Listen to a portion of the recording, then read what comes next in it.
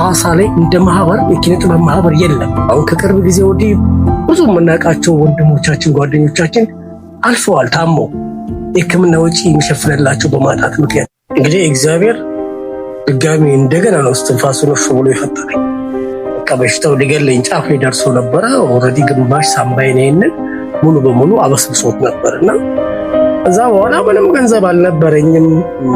የተጠየቀው ብር በ3 ቀን ውስጥ ነው። በጣም የህዝብ ፍቅርን ያየሁበት በመታመሜ ነው። እኔ በቃ ሞቼ ሬሳዬ ህዝብን እያየ እንደሆነ ነው የተሰማኝ። 7 ሰዓት የፈጀው ኦፕራሲዮን የተደረገው ሙሉ ለሙሉ ይሄኛው ሳምባ አሁን የለም።